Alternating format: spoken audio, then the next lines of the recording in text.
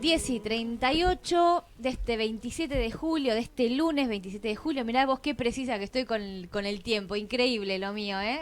Que siempre me equivoco a la fecha. Se nota que lo estoy leyendo.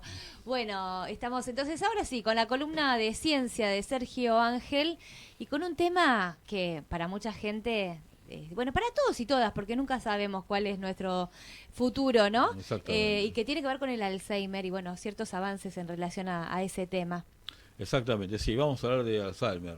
Todos recuerdan lo que es el Alzheimer, ¿verdad? Y yo a veces digo, ay Dios, qué enfermedad esa, ¿eh? Igual Sergio, fue un chiste. comencemos con una pregunta. Recién ninguno de los tres nos acordábamos el nombre del gobernador de Santa Fe. De Santa Fe que actuó para defender a Vicentín, que era peronista, y no nos podemos acordar. ¿Eso tiene que ver con el Alzheimer? ¿Y cómo las tecnologías impactan en la cuestión memoria, que está muy relacionada muchas veces con el Alzheimer? No necesariamente nos va a llevar al Alzheimer, pero las actitudes que a veces tenemos se emparentan. Igual lo mío trató de ser un chiste. Ah, bueno, no te dejamos. Exactamente. No, igual un chiste nerd. Los chistes nerd no funcionan. No estoy para saltar, ¿Para ¿no? qué? ¿Lo hiciste el chiste y no lo entendimos? Sí. A ver, ¿qué preguntaste?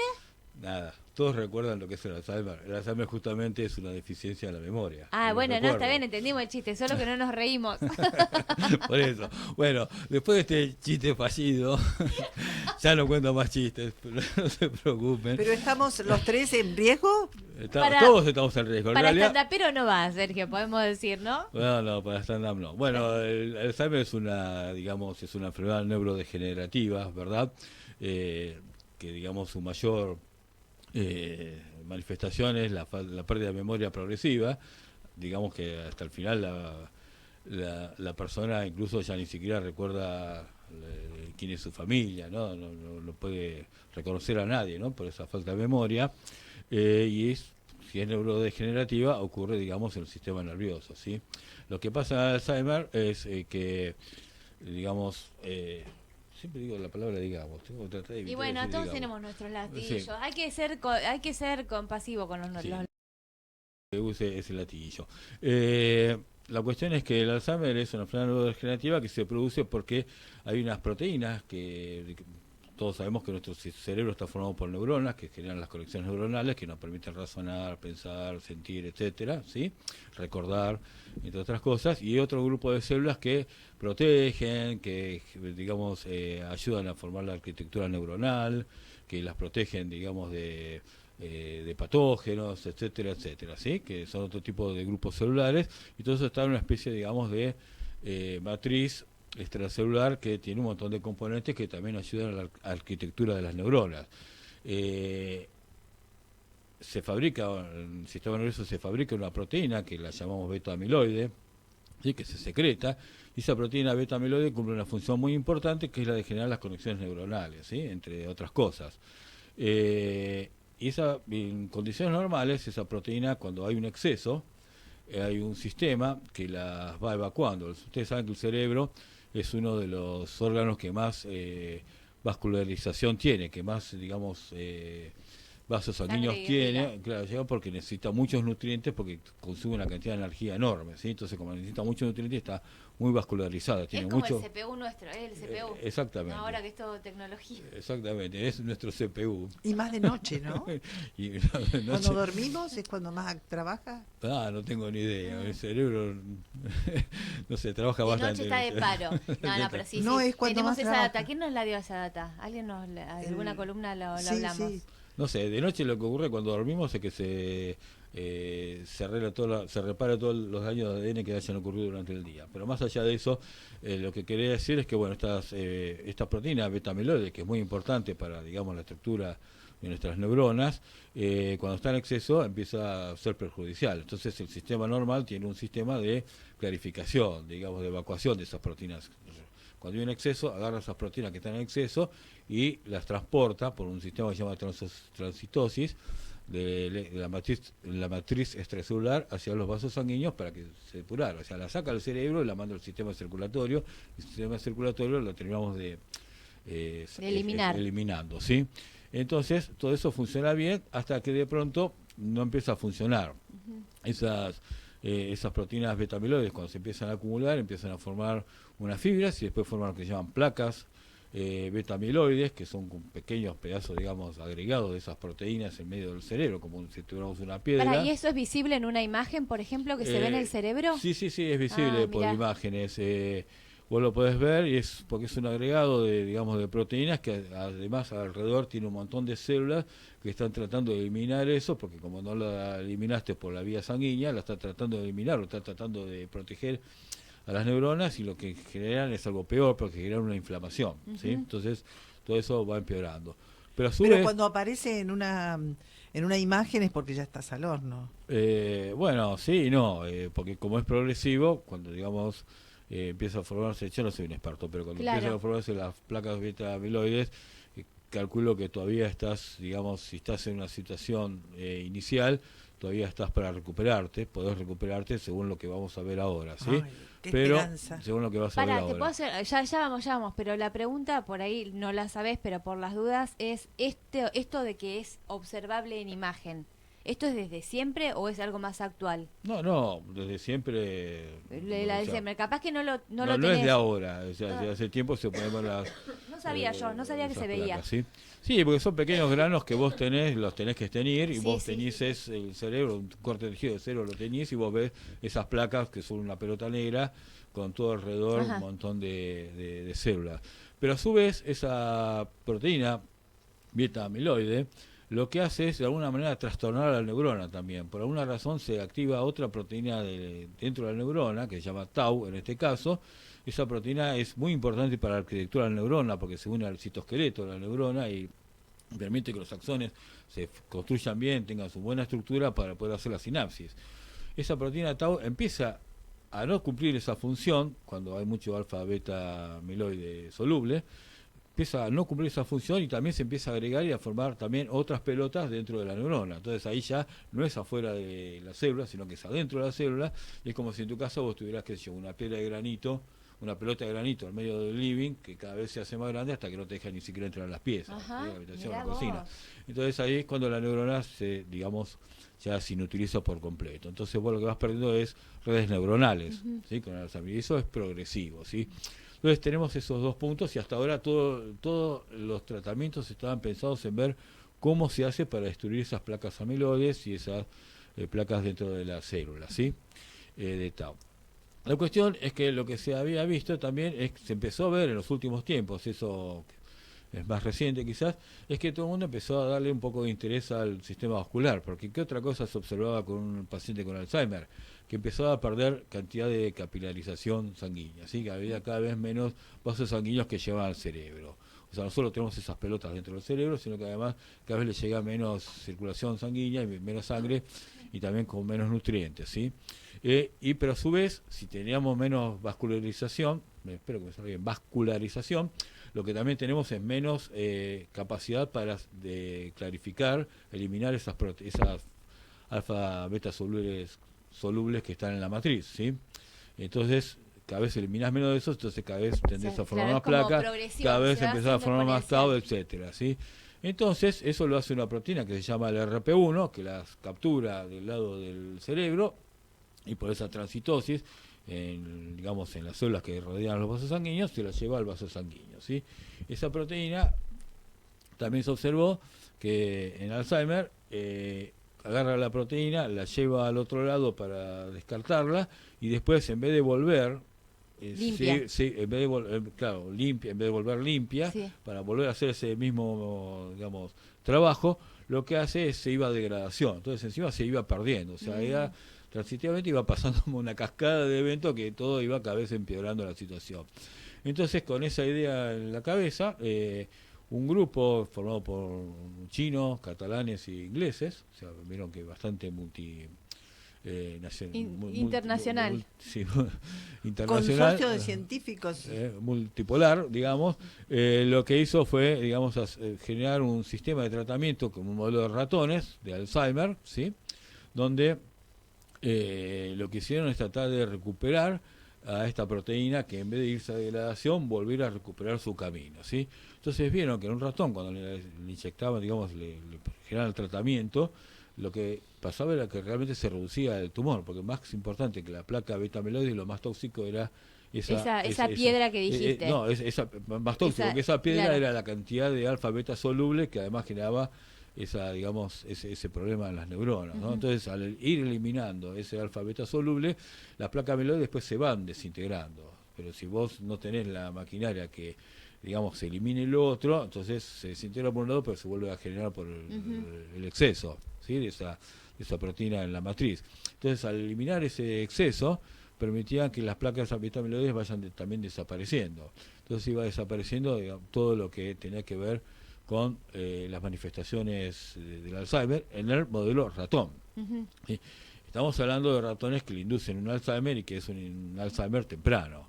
¿Sí? Claro. Una persona que ya tiene un Alzheimer, digamos, avanzado, ya perdió un montón de neuronas que se han destruido, ya las conexiones neuronales ya no existen, eso no se va a volver a recuperar y quizás las placas son demasiado como para poder resolverlo. Quizás esa parte todavía no esté claramente resuelta con este tratamiento, ¿sí? Ahora vamos a hablar del tratamiento. Pero se supone que de aquí a unos años ya se va a ir avanzando en humanos y probablemente para personas que estén desarrollando la enfermedad pueda ser una buena estrategia. Exactamente, pero creo que lo más importante de este trabajo es primero demostrar que si vos resolvés el problema de la vascularización, ya estás resolviendo una parte importante del Alzheimer. Sí. Eso está claro. ¿Sí? ¿Hay ejercicios para eso? No, bueno, no. Ejercicio no. Ahora si querés también vamos al parte del ejercicio. El Alzheimer en realidad es una enfermedad que cuando se desarrolla, el 2% es genético, o sea, si vos tenés la mutación vas a tener Alzheimer pase lo que pase, pero es un 2% nada más. Pero el 98% no. Sí, el 98%, muy bajo. El 98% de la gente que tiene Alzheimer lo tiene simplemente no por herencia. No por herencia, sino por, no se sabe muy bien por qué. Obviamente está asociado a la vejez, ¿sí? Está asociado quizás a, algunos dicen que vida sedentaria, tabaquismo, diabetes, poco ejercicio intelectual, ¿sí?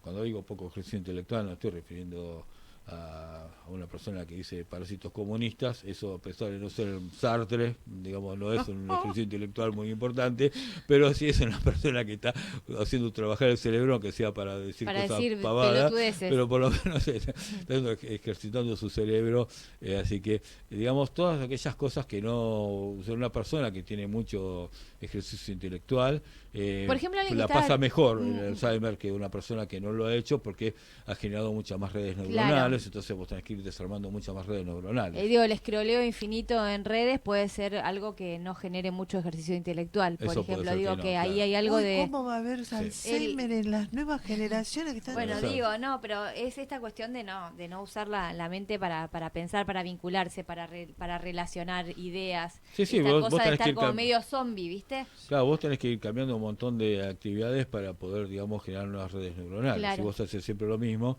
esa rutina te va achicando las redes neuronales. Por eso los ejercicios que vienen en las revistitas, claro, te llevan está bueno.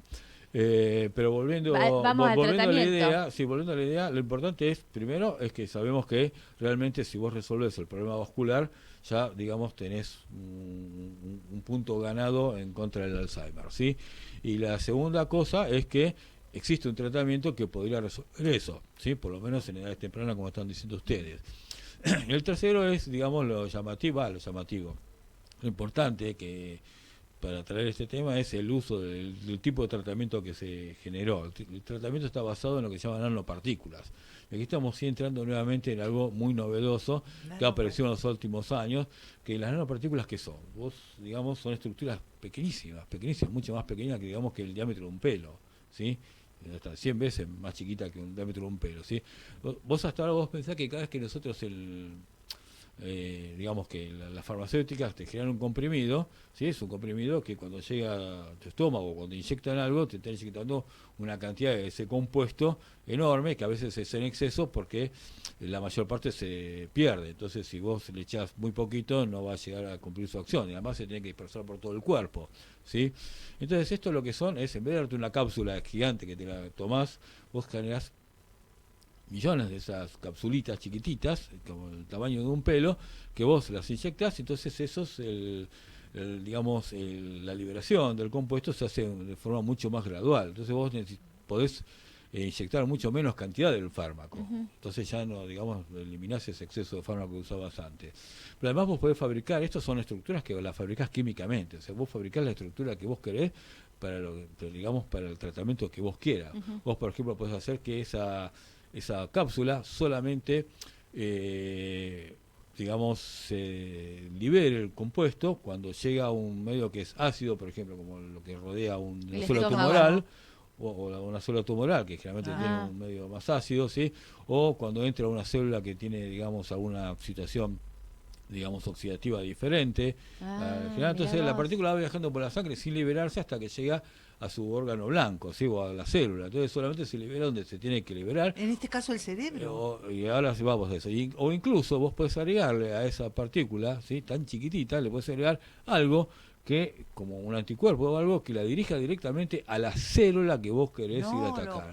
Y eso lo haces químicamente. Entonces vos agarrás y decís, quiero, digamos, que solamente resuelva un problema hepático, entonces le pones algo que vaya solamente, que detecte a una célula que tenga un receptor, una proteína en la membrana que sea, digamos, en el hígado. Entonces vos directamente vas y podés llevar a tu capsulita a donde vos querés, entonces eficientizás muchísimo. Es un remedio inteligente, podríamos decir. Sí. Y en este caso no libera nada, sino que a la particulita esa chiquitita le pusieron un pedazo de proteína, ¿sí?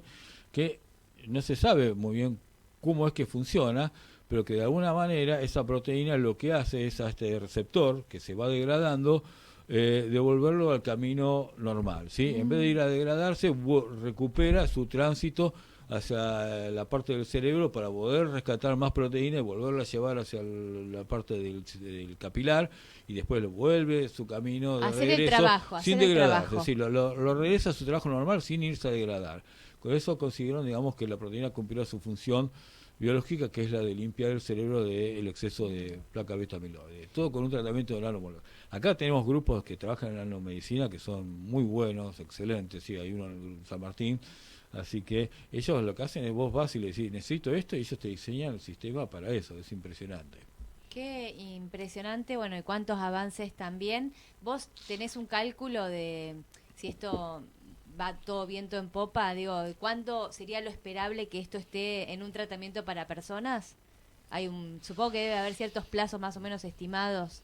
Mirá, yo creo que lo normal sería 20 años. Ah, ¿no? Pero es un montonazo. Sí, pero vos tenés que diseñar, tenés que probarlo bien, lo tenés que probar en el mono, lo tenés que probar después en un grupo de pacientes, pero tenés que probar en otros pacientes, hasta que eso se libere, digamos, en forma de fármaco, ¿sí? Pero, no, eso lo digo. Ahora, lo que sí yo he visto, que con el COVID, digamos, la medicina dio un paso que muchos han criticado, pero que para mí fue un paso fundamental, que nosotros, digamos, ante una situación crítica, en solamente 2 años hicimos un trabajo que generalmente tarda 20 años digamos, en un producto que tarda 20 años en salir a comercializarse, lo hizo en 1 año, en 2 años, ¿sí? Esas vacunas. En una situación crítica... Menos de 2 años fueron, ¿eh? Y que, a pesar de todas las críticas que hay, que todo el tiempo aparecen efectos adversos hay en cualquier cosa que vos tomás. Vos agarrás un medicamento, lees los prospectos, vas a ver que hay efectos adversos. Hay efectos adversos con el ibuprofeno, todo tiene efectos adversos, ¿sí? Porque la humanidad es muy heterogénea en todo, en su genética, en sus costumbres, en lo que come, en lo que hace. Entonces es tan heterogénea que es muy difícil saber cómo los fármacos van a funcionar en todas las personas, no van a funcionar en todas las personas de igual manera. Si vos tomás más alcohol que otro, va a funcionar diferente. Entonces, las vacunas también, la vacuna de la gripe también tiene sus efectos adversos, ¿sí? Incluso tiene su pequeña tasa de mortalidad, que no sé si muchas veces... Sí, o incluso de discapacidad, ciertas cuestiones que están asociadas a las vacunas. Me acuerdo en su momento Mimi Chantaroli, por ejemplo, que por darse una vacuna tuvo después como unas secuelas que le dejaron esa vacuna, pero bueno, en la masividad de la aplicación de la vacuna, en el costo-beneficio, digamos, es como mucho más el beneficio que el costo, ¿no? Y bueno, sí, a partir de la vacuna dejaron de morirse las personas por el COVID. No, seguro, pero masivamente, sí. Pero además, ¿cómo saber? Porque las personas también se infectaron. ¿Y cómo saben que no fue el COVID? si se hubiera infectado con COVID, que no le iban a tener esos efectos. Claro, porque sí, no es que solamente tuvo la totalmente. vacuna y no tuvo COVID. Los efectos del O sea, COVID. el COVID se esparció, lo único que hizo fue de pronto chocar con la respuesta inmune, e incluso algunas manifestaciones del COVID se hicieron. La vacuna no es que te Eliminó la bloquea enfermedad. todo. Sí. No es como la del tétano, viste, que vos Sí. ponés la vacuna y es muy eficiente porque el tétano lo frena. Las vacunas de la gripe, la vacuna del COVID, lo que hacen es, digamos, La aliviar suavizan, tus claro. síntomas y, digamos, reducir el tiempo de transmisión de ese virus a otra persona. ¿sí? Tal cual. Entonces, vos achicás, digamos, la tasa de infección simplemente porque reducís ese tiempo, pero no eliminás completamente el virus. En este caso, hay vacunas que sí y hay vacunas que no. La de la gripe no lo hace, la del COVID tampoco lo hace, pero vos tuviste la vacuna y tuviste COVID. ¿Cómo sabés que esos efectos adversos no son Claro, por el exactamente. COVID? Bueno, Sergio, súper interesante como siempre lo que nos traes. Me quedo ahí con la pregunta, que no sé que no tiene que ver con la columna, pero sí tiene que ver, pero digo, no creo que esté la respuesta, es ¿por qué en un momento las proteínas empiezan a no cumplir su tarea, ¿no? ¿Por qué de pronto el cuerpo empieza a no funcionar? Que eso es otra cuestión como más de atrás, más de fondo. Que sería bueno saberlo para no tener que tomar una medicación. O sea, no sé si existe ese conocimiento, creo que no. No, justamente por eso te digo, o sea, se dice que el Alzheimer tiene alguna predisposición ambiental, además de la vejez, porque por alguna razón ocurre en la vejez, cuando tu cerebro quizás ya va acotando, digamos, en sus funciones, tratando de restablecer lo que es vital para la supervivencia. Claro. Y eliminar toda esa parte adolescente de pensar en un montón de cosas novedosas. Pero no hay un porqué, o sea, sabemos la parte bioquímica, la proteína al haber un exceso empieza, digamos, a generar unas proteínas que se malforman y entonces esa proteína que se malforma se agrega con otra que se malforma y empieza a formar, digamos, esos granos porque entonces se empiezan a unir. ¿Pero por qué pasa eso? Pero no lo ¿por qué sabemos. empieza a haber un exceso?